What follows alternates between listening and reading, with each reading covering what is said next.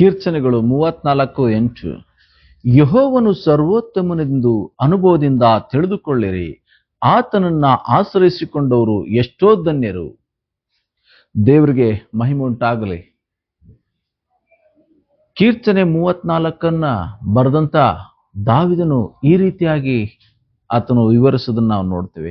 ಯೆಹೋವನು ಸರ್ವೋತ್ತಮನೆಂದು ಅನುಭವದಿಂದ ಸವಿದು ನೋಡ್ರಿ ಎಂಬುದರ ಕುರಿತಾಗಿ ದಾವಿದನು ಹೇಳೋದನ್ನು ನಾವು ನೋಡ್ತೇವೆ. ಅಂದ್ರೆ ದೇವರು ಎಷ್ಟು ಒಳ್ಳೆಯವನಾಗಿದ್ದಾನೆ ಎಂಬುದರ ಕುರಿತಾಗಿ ನಾವು ರುಚಿಸಿ ನೋಡಿ ಎಂಬುದಾಗಿ ದಾವಿದನು ತಿಳಿಸೋದನ್ನ ನಾವಿಲ್ಲಿ ನೋಡ್ತಾ ಇದ್ದೇವೆ. ಅಂದ್ರೆ ಕರ್ತನು ಒಳ್ಳೆಯವನಾಗಿದ್ದಾನೆ, ಆತನ ಒಳ್ಳೆತನವನ್ನು ನಾವೇನ್ ಮಾಡಬೇಕಾಗಿದೆ, ರುಚಿಸಬೇಕಾಗಿದೆ ಎಂಬುದಾಗಿ ಇಲ್ಲಿ ದಾವಿದನು ಹೇಳ್ತಾನೆ. ಈ ಅಧ್ಯಾಯದ ಮೇಲಿನ ವಚನಗಳಲ್ಲಿ ನಾವು ನೋಡ್ತೇವೆ. ಏನಂತಂದ್ರೆ ಏನ್ ಮಾಡ್ತಾನೆ, ಆತನನ್ನು ಆಶ್ರಯಿಸಿಕೊಂಡಂತವ್ರನ್ನ ದೇವ್ರು ಹೇಗೆ ಕಾಪಾಡ್ತಾನೆ ಎಂಬುದರ ಕುರಿತಾಗಿ ಆತನ ಹೇಳ್ತಾನೆ. ದೇವರನ್ನ ಆಶ್ರಯಿಸಿಕೊಂಡಂಥವ್ರು ಹೇಗಿರ್ತಾರೆ, ದೇವರನ್ನು ನಂಬಿರಂಥವ್ರು ಹೇಗಿರ್ತಾರೆ ಎಂಬುದ್ರ ಕುರಿತಾಗಿ ಮೇಲಿನ ವಚನದಲ್ಲಿ ಆತನು ಹೇಳೋದನ್ನು ನಾವು ನೋಡ್ತೇವೆ. 4ನೇ ವಚನದಲ್ಲಿ ನಾವು ಈ ರೀತಿಯ ನೋಡ್ತೇವೆ. ನಾನು ಯೆಹೋವನ ಸನ್ನಿಧಿಯಲ್ಲಿ ಬೇಡಿಕೊಳ್ಳಲು ಆತನು ಸೌತರನ್ನು ಕೊಟ್ಟು ಎಲ್ಲಾ ಭೀತಿಯಿಂದ ನನ್ನ ತಪ್ಪಿಸಿದನು. ಆತನನ್ನೇ ದೃಷ್ಟಿಸುವವರು ಪ್ರಕಾಶ ಹೊಂದಿದರು, ಅವರ ಮುಖವು ಲಜ್ಜೆಯಿಂದ ಕೆಡುವುದೇ ಇಲ್ಲ. ಕಷ್ಟದಲ್ಲಿದ್ದ ಈ ಮನುಷ್ಯನು ಮೊರೆ ಇಡಲು ಯೆಹೋವನು ಕೇಳಿ ಎಲ್ಲಾ ಬಾಧೆಗಳಿಂದ ಬಿಡಿಸಿದನು. ಯೆಹೋವನ ಭಯಭಕ್ತಿಯುಳ್ಳವರ ಸುತ್ತಲೂ ಆತನು ದೂತರ ದಂಡಳಿಸಿ ಕಾವಲಾಗಿದ್ದು ಕಾಪಾಡುತ್ತಾನೆ ಎಂಬುದರ ಕುರಿತಾಗಿ ಇಲ್ಲಿ ನೋಡ್ತಾ ಇದ್ದೇವೆ ಪ್ರೇರೆ. ಅಂದ್ರೆ ಕೀರ್ತನೆ 34:8 ಯೆಹೋವನು ಸರ್ವೋತ್ತಮನೆಂದು ಅನುಭವದಿಂದ ಸೌದು ನೋಡ್ರಿ ಎಂಬುದಾಗಿ ಹೇಳಿರ್ತಕ್ಕಂಥ ದಾವಿದನು ಮೇಲಿನ ವಚನಗಳಲ್ಲಿ ಏನು ಹೇಳ್ತಾನೆ, ಆತನು ಹೇಗೆ ತನ್ನನ್ನು ಆಶ್ರಯಿಸಿಕೊಂಡಂಥವ್ರನ್ನ ನಡೆಸ್ತಾನೆ, ಹೇಗೆ ಆತನು ಕಾಪಾಡ್ತಾನೆ ಎಂಬುದರ ಕುರಿತಾಗಿ ಆತನು ವಿವರಿಸುವುದನ್ನು ನಾವು ನೋಡ್ತೇವೆ. ತನ್ನ ಜೀವಿತದಲ್ಲಿ ಏನಾಗಿದ್ದಾನೆ, ದಾವಿದನು ಅದನ್ನ ರುಚಿಸಿ ನೋಡಿದ್ದಾನೆ, ಕರ್ತನನ್ನ ರುಚಿಸಿ ನೋಡಿದ್ದಾನೆ. ಆತನು ರುಚಿಸಿದ್ದಾನೆ, ಇವತ್ತು ನನಗೂ ನಿನಗೂ ರುಚಿಸ್ಲಿಕ್ಕೆ ಹೇಳಿದ್ದಾನೆ. ದೇವರು ಎಷ್ಟು ಒಳ್ಳೆಯವನು ಎಂಬುದರ ಕುರಿತಾಗಿ. ಯಾಕಂದ್ರೆ ಆತನನ್ನು ಆಶ್ರಯಿಸಿಕೊಂಡಂಥವ್ರ ಕೂಗನ್ನು ಕೇಳ್ತಾನೆ, ಅವರ ಕೊರತೆಗಳನ್ನ ನೀಗಿಸ್ತಾನೆ, ಅವರ ಸುತ್ತಲೂ ದೂತರ ದಂಡಳಿಸಿ ಕಾವಲಾಗಿದ್ದು ಕಾಪಾಡ್ತಾನೆ ಎಂಬುದಾಗಿ ಇಲ್ಲಿ ಭಕ್ತನು ಹೇಳೋದ್ರ ಕುರಿತಾಗಿ ನಾವು ನೋಡ್ತಾ ಇದ್ದೇವೆ. ಇವತ್ತು ನನ್ನ ಸುತ್ತಲೂ ದೂತರಿದ್ದಾರೆ, ದೇವ್ರು ನನ್ನನ್ನು ಕಾಯ್ಲಿಕ್ಕೆ ಎಂಬತಕ್ಕಂಥ ಅನುಭವ ನಿನಗೆ ಉಂಟಾಗ್ಬೇಕಂತಂದ್ರೆ, ದೇವ್ರು ನನ್ನ ಕಾಯ್ತಾನೆ ಎಂಬತಕ್ಕಂಥ ಅನುಭವ ನಿನಗೆ ಉಂಟಾಗ್ಬೇಕಂತಂದ್ರೆ ನೀನು ಕರ್ತನ ಮೇಲೆ ನಂಬಿಕೆ ಇಡ್ತಕ್ಕಂಥದ್ದು ಬಹಳ ಮುಖ್ಯ. ನಂಬಿಕೆ ಇಲ್ಲದೆ ನಾವು ಆತನನ್ನ ಸರ್ವೋತ್ತಮನೆಂದು ಅನುಭವದಿಂದ ತಿಳಿದುಕೊಳ್ಳಲಿಕ್ಕೆ ಸಾಧ್ಯ ಇಲ್ಲ. ಆದ್ದರಿಂದ ದಾವಿದನು ದೇವರ ಮೇಲೆ ನಂಬಿಕೆ ಇಟ್ಟಿದ್ದ. ಆದ್ದರಿಂದ ಆತನು ಹೇಳ್ತಾ ಇದ್ದಾನೆ, ಯೆಹೋವನು ಸರ್ವೋತ್ತಮನು ಎಂಬುದಾಗಿ. ಇವತ್ತು ನಾನು ನೀನು ಹೇಳಬೇಕು, ಯೆಹೋವನು ಸರ್ವೋತ್ತಮನು, ನಾವು ಆರಾಧಿಸ್ತಕ್ಕಂಥ ಕರ್ತನು ಸರ್ವೋತ್ತಮನು ಎಂಬುದಾಗಿ ಹೇಳಲಿಕ್ಕೆ ನಾವು ಮುಂದಾಗಬೇಕಾದರೆ ನಾವೇನ್ ಮಾಡಬೇಕಾಗಿದೆ ಅಂತಂದ್ರೆ ಅದನ್ನು ಅನುಭವಿಸ್ಬೇಕು. ಯೆಹೋವನು ಸರ್ವೋತ್ತಮನೆಂಬುದ ರುಚಿಸಬೇಕು. ಅದನ್ನು ಹೇಗೆ ರುಚಿಸೋದು? ಆತನನ್ನು ಆಶ್ರಯಿಸಿಕೊಳ್ಳೋದ್ರ ಮೂಲಕ, ಆತನ ಮೇಲೆ ನಂಬಿಕೆ ಇಡೋದ್ರ ಮೂಲಕವಾಗಿಯೇ ನಾವು ಏನ್ ಮಾಡ್ಲಿಕ್ಕೆ ಸಾಧ್ಯ ಅಂತಂದ್ರೆ ಆತನು ಎಷ್ಟು ಒಳ್ಳೆಯವನು ಎಂಬುದಾಗಿ ತಿಳ್ಕೊಳ್ಳಿಕ್ಕೆ ಸಾಧ್ಯ ಆಗ್ತದೆ. ನಾವು ಎಷ್ಟೋ ಅಪಘಾತಗಳನ್ನು ನೋಡ್ತೇವೆ. ಅಪಘಾತಗಳಲ್ಲಿ ಏನಾಗಿರ್ತಾರೆ, ಆ ಬಸ್ಸಲ್ಲಿ ಇರ್ತಕ್ಕಂಥವ್ರು ಎಲ್ಲರೂ ತೀರ್ಕೊಂಡು ಹೋಗಿರ್ತಾರೆ, ಅಥವಾ ವಿಮಾನದಲ್ಲಿರ್ತಕ್ಕಂಥ ಎಲ್ಲರೂ ಸಹ ಸತ್ತು ಹೋಗಿರ್ತಾರೆ. ಯಾರೋ ಒಬ್ರು ಇಬ್ರು ಅಲ್ಲಿ ಏನಾಗಿರ್ತಾರೆ ಅಂತಂದ್ರೆ ಯಾವ ಹಾನಿಯೂ ಆಗದೆ ಅವರು ಉಳಿದಿರ್ತಾರೆ, ರಕ್ಷಿಸಲ್ಪಟ್ಟಿರ್ತಾರೆ. ಅದೆಲ್ಲವನ್ನು ನೋಡುವಾಗ ಏನ್ ಅನಿಸ್ತದೆ ಎಂದು ನೋಡುವಾಗ ದೇವರು ಅವ್ರನ್ನ ಕಾಪಾಡಿದಾನೆ ಆ ರೀತಿಯಾಗಿ ಎಂಬುದಾಗಿ ಅನುಭವಕ್ಕೆ ಅನೇಕರು ಒಳಗಾಗಿರೋದ್ರ ಕುರಿತಾಗಿ ನಾವು ನೋಡ್ತೇವೆ ಪ್ರೇರೆ. ನೀವು ಎಷ್ಟೊಂದು ಇಲ್ಲಿವರೆಗೆ ಈ ತರ ವಿಷಯಗಳನ್ನ ನೀವು ಕೇಳಿಸ್ಕೊಂಡಿದ್ದೀರಿ. ಈ ತರ ಅಪಘಾತಗಳಾಗಿದ್ದಾಗಿ ಒಬ್ಬ ವ್ಯಕ್ತಿ ಒಬ್ಬನು ಸುರಕ್ಷಿತವಾಗಿದ್ದಾನೆ, ಅವನು ಯಾವ ಹಾನಿ ಆಗಿಲ್ಲ ಅಂತಂದ್ರೆ ಏನರ್ಥ, ಕರ್ತನ ಆತನನ್ನು ಕಾಪಾಡಿದ್ದಾನೆ ಎಂಬುದಾಗಿ ಅರ್ಥ. ಹಾಗೆ ನಾನು ನೀವುಗಳು ಏನ್ ಮಾಡಬೇಕಾಗಿದೆ, ಆತನ ಕಾಪಾಡುವಿಕೆ, ಆತನ ಒಳ್ಳೆತನ, ಆತನು ಸರ್ವೋತ್ತಮನೆಂಬ ತಿಳ್ಕೋಬೇಕಾದ್ರೆ ನಾವೇನ್ ಮಾಡಬೇಕಾಗಿದೆ, ಆಶ್ರಯಿಸಿಕೊಳ್ತಕ್ಕಂಥದ್ದು, ನಂಬಿಕೆ ಇಡ್ತಕ್ಕಂಥದ್ದು ಬಹಳ ಮುಖ್ಯ. ನಾನು ಸುಮಾರು 14ನೇ ವಯಸ್ಸಲ್ಲಿ, ಇಲ್ಲಿಂದ ಒಂದು 25 ವರ್ಷಗಳ ಹಿಂದೆ ನಾನೇನ್ ಮಾಡ್ತಾ ಇದ್ದೆ ಅಂತಂದ್ರೆ, ನನ್ನ ಸಭಾಪಾಲಕರ ಜೊತೆ ಪಾಸ್ಟರ್ ಡಿ ಬಸವರಾಜ್ ಅಂತ ಹೇಳಿ ಅವ್ರ ಜೊತೆ ನಾನೇನ್ ಮಾಡ್ತಾ ಇದ್ದೆ ಅಂದ್ರೆ ಸೇವೆಗಳಿಗೆ ಹೋಗ್ತಾ ಇದ್ದೆ. ಆಗಿನ ಸಮಯದಲ್ಲಿ ಬೈಕ್ಗಳು ಇರಲಿಲ್ಲ ಹೆಚ್ಚಾಗಿ. ನಮ್ಮ ಪಾಸ್ಟರ್ ಸೈಕಲ್ ಹೋಗ್ತಾ ಇದ್ರು, ನಾವು ಸಹ ಸೈಕಲಲ್ಲಿ ಪ್ರಯಾಣ ಮಾಡಿ ಹಳ್ಳಿ ಹಳ್ಳಿಗೆ ನಾವು ಕುಟುಂಬ ಪ್ರಾರ್ಥನೆಗಳಿಗೆ ಹೋಗ್ತಾ ಇದ್ವಿ. ಮನೆಗಳನ್ನ ಸಂದರ್ಶಿಸಿ ಸುವಾರ್ತೆ ಸಾರಲಿಕ್ಕೆ ಅವ್ರ ಜೊತೆ ನಾನು ಹೋಗ್ತಾ ಇದ್ದೆ. ಹೀಗೆ ಹೋಗ್ತಾ ಇರುವಂತ ಸಮಯದಲ್ಲಿ ಒಂದು ಸಾರಿ ಒಂದು ಹಳ್ಳಿಗೆ ಹೋಗ್ಬೇಕಾಗಿತ್ತು.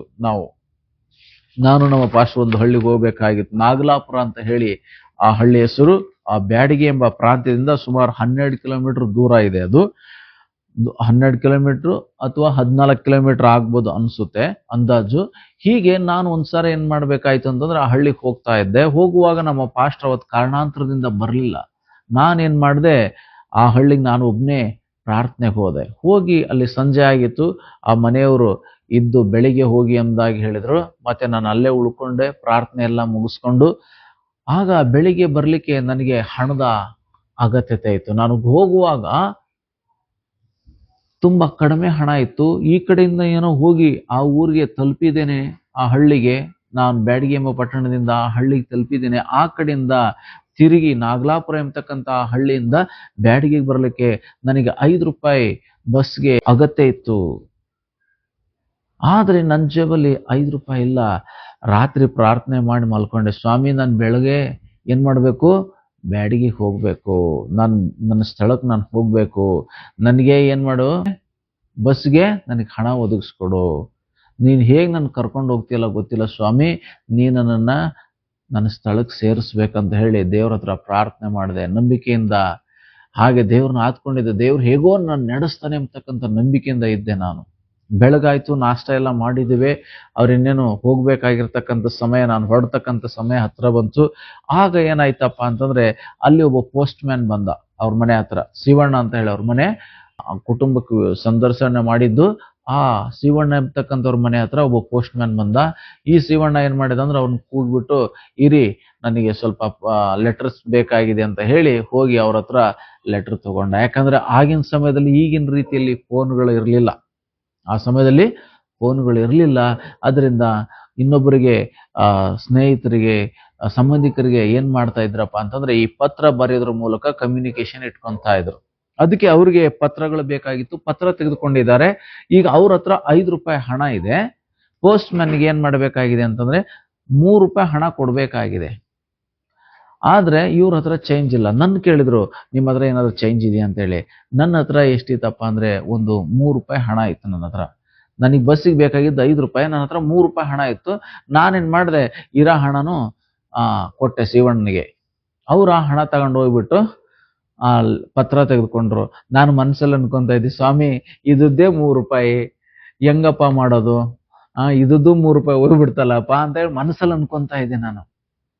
ಬಸ್ಗೆ ಹೋಗಕ್ ಚಾರ್ಜ್ ಇಲ್ಲಲ್ಲ ಅಂತ ಹೇಳಿ ಹಾಗೆ ಅನ್ಕೊಂತ ಇದ್ದೆ. ರಾತ್ರಿ ಇನ್ನೂ ಹಾಗೆ ನೆನ್ಸ್ಕೊಂತ ಇದ್ದೆ, ಒಂದ್ ವೇಳೆ 3 ರೂಪಾಯಿ ಕೊಟ್ಬಿಟ್ಟು ಕಂಡಕ್ಟರ್ಗೆ ಎಷ್ಟು ದೂರ ಆಗುತ್ತೆ ಅಷ್ಟು ದೂರ ಹೋಗ್ಬಿಟ್ಟು ಆಮೇಲೆ ಇಳಿದು ಹೋಗೋಣ ಅಂತ ಹೇಳಿ.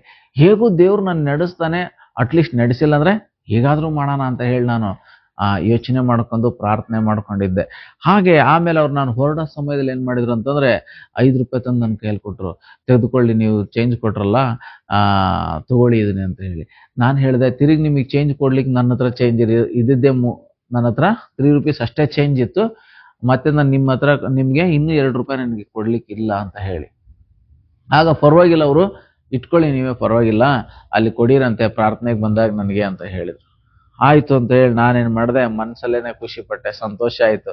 ಹೆಂಗೋ ಬಸ್ಗೆ ನನಗೆ 5 ರೂಪಾಯಿ ಚಾರ್ಜ್ ಬೇಕಾಗಿತ್ತು, ಸಿಕ್ತಲ್ಲಪ್ಪ ಅಂತ ಹೇಳಿ. ಹಾಗೆ ಆ 5 ರೂಪಾಯಿ ತಗೊಂಡು ಮತ್ತೆ ನನ್ನ ಬಸ್ ಹತ್ತಿ ಆ ನಾಗಲಾಪುರದಿಂದ ಬ್ಯಾಡಗಿ ಪ್ರಾಂತ್ಯಕ್ಕೆ ಬಂದೆ.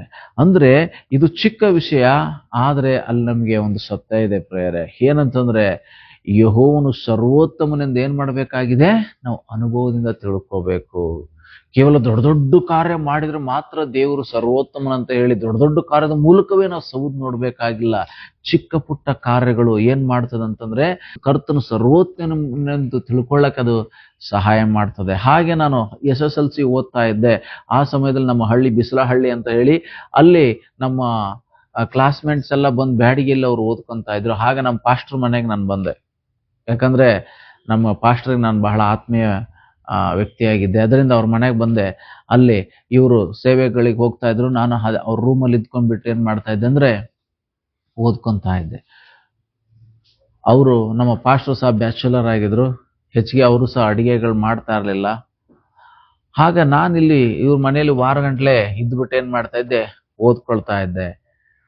ಆಗ ಒಂದಿನ ಏನಾಯ್ತಪ್ಪ ಅಂತಂದ್ರೆ, ನಾನು ಬೆಳಿಗ್ಗೆ ನಾಷ್ಟ ಮಾಡಬೇಕಾಗಿತ್ತು. ನಾಷ್ಟ ಮಾಡ್ಲಿಕ್ಕೆ ರವೆ ಇತ್ತು, ಈರುಳ್ಳಿ ಮೆಣಸಿನ್ಕಾಯಿ ಇತ್ತು, ಆದ್ರೆ ಎಣ್ಣೆ ಇರಲಿಲ್ಲ. ನಮ್ಮ ಪಾಸ್ಟರ್ ಹೇಳಿದ್ರು, ಅಲ್ಲಿ ಪಕ್ಕದಲ್ಲಿ ಒಂದು ಪೆಟ್ಟಿ ಶಾಪ್ ಇತ್ತು, ನಿನ್ಗೇನಾದ್ರೂ ಬೇಕಾದ್ರೆ ಏನ್ ಮಾಡು, ಅಲ್ಲಿ ಹೋಗಿ ಏನ್ ಬೇಕಾದ್ರೂ ತೆಗೆದುಕೋ, ನಾನು ಹೇಳಿದ್ದೀನಿ ಅವ್ರಿಗೆ ಅಂತ ಹೇಳಿ. ನಾನು ಅನೇಕ ಸಲ ಹಾಗೆ ಇವ್ರು ಒಂದು ಬುಕ್ ಮಾಡಿಕೊಟ್ಟಿದ್ರು ಚಿಕ್ಕದು, ನಾನು ತಗೊಂಡ ತಕ್ಷಣ ಅದ್ರಲ್ಲಿ ಬರೆದು ಕೊಡೋದು, ಹಾಗೆ ಎಷ್ಟೋ ಸಲ ತಂದಿದ್ದೆ. ಆದ್ರೆ ನಮ್ಮ ಪಾಸ್ಟರ್ಗೆ ತೊಂದರೆ ಆಗಬಾರ್ದು ಅಂತ ಹೇಳಿ ಒಂದಿನ ನಾನು ಏನ್ ಮಾಡಿದೆ ಅಂದ್ರೆ, ಸ್ವಾಮಿ ನಾನು ಉಪ್ಪಿಟ್ಟು ಮಾಡಬೇಕು, ನಾನು ಹೋಗಿ ಅಂಗಡಿಯಲ್ಲಿ ಈಗ ಸಾಲ ಮಾಡಿ ನಮ್ಮ ಪಾಸ್ಟ್ರಿಗೆ ತೊಂದರೆ ಕೊಡೋದು ಬೇಡ, ನಾನು ಉಪ್ಪಿಟ್ಟು ಮಾಡ್ಕೊಂಡು ತಿನ್ಬೇಕು, ರವಾ ಇದೆ, ಇದನ್ನೇ ಮಾಡ್ಬೇಕು, ನನಗೆ ಸಹಾಯ ಮಾಡು ಅಂತ ಹೇಳಿ ಏನ್ ಮಾಡಿದೆ, ಎಣ್ಣೆ ಹಾಕೋ ಬದ್ಲಿ ನೀರೇ ಹಾಕಿದೆ. ನೀರು ಹಾಕಿಬಿಟ್ಟು ಮೆಣಸಿನ್ಕಾಯಿ ಹಾಕಿ ಈರುಳ್ಳಿ ಹಾಕಿ ಎಲ್ಲ ಫ್ರೈ ಮಾಡಿ ಉಪ್ಪಿಟ್ಟು ಹೆಂಗ್ ಮಾಡ್ಬೇಕು ಹಂಗೆಲ್ಲ ಮಾಡಿ ಆಮೇಲೆ ಪ್ರಾರ್ಥನೆ ಮಾಡಿ ನಾನು ಅದನ್ನೇ ತಿಂದೆ. ತಿನ್ನುವಾಗ ನನಗೆ ಎಣ್ಣೆ ಹಾಕಿಲ್ಲ ಎಂಬತಕ್ಕಂಥ ಇದೇ ಇರಲಿಲ್ಲ. ಅಂದ್ರೆ ಆ ಉಪ್ಪಿಟ್ಟು ಹೇಗಿತ್ತಪ್ಪ ಅಂದ್ರೆ, ಎಣ್ಣೆ ಹಾಕಿ ಮಾಡಿದಾಗ ಯಾವ ರೀತಿ ರುಚಿಕರವಾಗಿತ್ತು ಅದೇ ರೀತಿಯಲ್ಲಿ ಆ ಉಪ್ಪಿಟ್ಟು ರುಚಿಯಾಗಿತ್ತು. ಅವಾಗ ನಾನು ನನ್ನ ಸ್ನೇಹಿತರಿಗೆಲ್ಲ ಆ ದಿನಗಳಲ್ಲಿ ಸಾಕ್ಷಿ ಹೇಳಿದೆ, ನಾನು ಈ ತರ ಎಣ್ಣೆ ಇಲ್ದೇನೆ ಉಪ್ಪಿಟ್ಟು ಮಾಡಿದೆ, ಚೆನ್ನಾಗಿತ್ತು ಟೇಸ್ಟ್ ಅಂತೇಳಿ. ಹಾಗೆ ನಾವು ಕರ್ತನನ್ನು ನಂಬುವಾಗ, ಕರ್ತನ ಮೇಲೆ ಭರವಸೆ ಬಿಟ್ಟು ನಾವು ಏನೇ ಒಂದು ಕಾರ್ಯವನ್ನು ಮಾಡುವಾಗ ದೇವ್ರೇನ್ ಮಾಡ್ತಾನಂತಂದ್ರೆ, ಆತನು ಎಷ್ಟು ಒಳ್ಳೆಯವನೆಂಬ ತಿಳ್ಕೊಳ್ಳುವ ಹಾಗೆ ಅಲ್ಲೇನ್ ಮಾಡ್ತಾನೆ, ಚಮತ್ಕಾರಗಳನ್ನು ಮಾಡಿ ಅದ್ಭುತವನ್ನು ಮಾಡಿ ಕರ್ತನು ನಡೆಸ್ತಕ್ಕಂಥವನಾಗಿದ್ದಾನೆ. ಅದರಿಂದ ನಮ್ಮ ಜೀವಿತಗಳಲ್ಲಿ ಚಿಕ್ಕ ಪುಟ್ಟವುಗಳಿಂದಲೇ ನಾವೇನ್ ಮಾಡ್ಬೇಕಾಗಿದೆ ಅಂದ್ರೆ, ಯೆಹೋವನು ಸರ್ವೋತ್ತಮನೆಂದು ತಿಳ್ಕೊಳ್ಳಿಕ್ಕೆ ಕಲಿಬೇಕಾಗಿದೆ. ನೆನೆಸ್ಬೇಡಿ, ಇವೇನೆಲ್ಲ ಸಿಲ್ಲಿ ಮ್ಯಾಟರ್ಗಳಂತ ಹೇಳಿ. ಹೀಗೆ ಚಿಕ್ಕ ಚಿಕ್ಕ ವಿಷಯಗಳಲ್ಲಿ ನಾವು ಯಾವಾಗ ಕರ್ತನನ್ನು ಒಳ್ಳೆಯವನೆಂಬುದಾಗಿ ನಾವು ಅರ್ಥಕೊಳ್ತೇವೋ ಅವಾಗ ಮಾತ್ರ ನಮ್ಮ ಜೀವಿತದಲ್ಲಿ ದೇವ್ರು ದೊಡ್ಡ ಕಾರ್ಯ ಮಾಡಲಿಕ್ಕೆ ಸಾಧ್ಯತೆ ಇದೆ. ಹೀಗೆ ನನ್ನ ಜೀವಿತಗಳ ಅನೇಕ ವಿಷಯಗಳಲ್ಲಿ ಏನ್ ಮಾಡಿದ್ದೇನೆ ಅಂತಂದ್ರೆ, ದೇವರು ಒಳ್ಳೆಯವನು, ಯೆಹೋವನು ಸರ್ವೋತ್ತಮನೆಂದು ನಾನು ತಿಳ್ಕೊಂಡಿದ್ದೇನೆ. ದಾವೀದನು ತಿಳ್ಕೊಂಡನು ಯೆಹೋವನು ಸರ್ವೋತ್ತಮನೆಂದು. ಆತನು ತಿಳ್ಕೊಂಡು ಹೇಳ್ತಾ ಇದ್ದಾನೆ ಇವತ್ತು, ಯೆಹೋವನು ಸರ್ವೋತ್ತಮನೆಂದು ಅನುಭವದಿಂದ ಸೌದ್ ನೋಡ್ರಿ ಎಂಬುದಾಗಿ ಪ್ರೇಯರೆ. ನಾನು ಸಹ ನಾನು ಆರಾಧಿಸ್ತಕ್ಕಂಥ ದೇವರು, ನಾನು ಸೇವಿಸ್ತಕ್ಕಂಥ ದೇವರು, ನಾನು ನಂಬಿರ್ತಕ್ಕಂಥ ದೇವರು ಆತನು ಸರ್ವೋತ್ತಮನೆಂಬುದಾಗಿ ತಿಳಿದುಕೊಂಡಿದ್ದೇನೆ. ಇನ್ನು ಯಾರ್ಯಾರು ನೀವು ನಿಮ್ಮ ಜೀವಿತಗಳಲ್ಲಿ ದೇವರು ಸರ್ವೋತ್ತಮನು, ಆತನು ಒಳ್ಳೆಯವನೆಂಬುದಾಗಿ ನೀವು ರುಚಿಸ್ಲಿಲ್ವೋ, ಆತನ ಮೇಲೆ ಭರವಸೆ ಬಿಡ್ರಿ, ಆತನನ್ನ ಆಶ್ರಯಿಸ್ಕೊಳ್ರಿ. ಆತನು ಖಂಡಿತವಾಗಿಯೂ ನಿಮ್ಮ ಜೀವಿತಗಳಲ್ಲಿ ಕಾರ್ಯ ಮಾಡುವ ಆತನು, ನೀವು ಆತನನ್ನ ರುಚಿಸುವಂತೆ ಆತನು ನಿಮ್ಮನ್ನು ನಡೆಸ್ತಕ್ಕಂಥವನಾಗಿದ್ದಾನೆ. ಹಾಗಾಗುವಂತೆ ಕರ್ತ ನಮಗೆ ಸಹಾಯ ಮಾಡಲಿ. ಕರ್ತನೇ, ಈ ಸಮಯಕ್ಕಾಗಿ ನಿಮಗೆ ಸ್ತೋತ್ರ. ಹೌದು, ಯೆಹೋವನು ಸರ್ವೋತ್ತಮನೆಂದು ಅನುಭವದಿಂದ ಸೌದು ನೋಡ್ರಿ ಎಂಬುದಾಗಿ ಹೇಳುವಂತೆ, ಹೌದು ಸ್ವಾಮಿ, ನೀನು ಒಳ್ಳೆಯವನೆಂಬುದಾಗಿ ನಾವು ರುಚಿಸಿ ನೋಡೋಕೆ ನಮಗೆ ಸಹಾಯ ಮಾಡು. ನಿಮ್ಮನ್ನ ನಾವು ರುಚಿಸಿ ನೋಡಬೇಕಾದ್ರೆ ನಿಮ್ಮನ್ನು ಆಶ್ರಯಿಸಿಕೊಳ್ಬೇಕು, ನಿಮ್ಮನ್ನು ನಂಬಬೇಕು ಸ್ವಾಮಿ. ಹಾಗ ಮಾತ್ರ ನೀವು ಎಷ್ಟು ಒಳ್ಳೆಯವನು, ನೀನು ಎಂಥವನೆಂಬುದಾಗಿ ತಿಳ್ಕೊಳ್ಳಿಕ್ಕೆ ಸಾಧ್ಯ. ಹಾಗಾಗುವಂತೆ ಈ ಕೇಳುಗರೆಲ್ಲರ ಜೀವಿತಗಳಲ್ಲಿ ಕಾರ್ಯ ಮಾಡು. ಇವರೆಲ್ಲರೂ ನಿನ್ನನ್ನ ಅನುಭವದಿಂದ ರುಚಿಸಿ ನೋಡಕ್ಕೆ ಕೃಪೆ ಮಾಡು. ನೀನು ಒಳ್ಳೆಯವನಾಗಿರುವುದಕ್ಕಾಗಿ ಸ್ತೋತ್ರ. ಯೇಸುವಿನ ಹೆಸರಲ್ಲಿ ಪ್ರಾರ್ಥಿಸುತ್ತೇವೆ ಪರಲೋಕ ತಂದೆಯೇ, ಆಮೇನ್. ಇಲ್ಲಿ ಬರುವಂತಹ ವಿಡಿಯೋಗಳು ನಿಮಗೆ ಆಶೀರ್ವಾದಕರವಾಗಿದ್ದರೆ ನಿಮ್ಮ ಸ್ನೇಹಿತರೊಂದಿಗೆ ಶೇರ್ ಮಾಡಿಕೊಳ್ಳೋದ್ರ ಮೂಲಕ, ಲೈಕ್ ಮಾಡೋದ್ರ ಮೂಲಕವಾಗಿ ಯೂಟ್ಯೂಬ್ ಆಲ್ಗರಿದಮ್ ಈ ವಿಡಿಯೋವನ್ನ ಅನೇಕರಿಗೆ ಪ್ರಮೋಟ್ ಮಾಡಲಿಕ್ಕೆ ನೀವು ಕೈ ಜೋಡಿಸಬೇಕಾಗಿ, ಅನೇಕರಿಗೆ ಈ ಸಂಗತಿ ತಿಳ್ಕೊಳ್ಳಿಕ್ಕೆ ದೇವ್ರ ವಿಚಾರ ನೀವು ಸಹ ನಮ್ಮೊಂದಿಗೆ ಕೈ ಜೋಡಿಸಿ ಪ್ರೋತ್ಸಾಹಿಸಬೇಕಾಗಿ ಕೇಳ್ಕೊಳ್ತೇನೆ.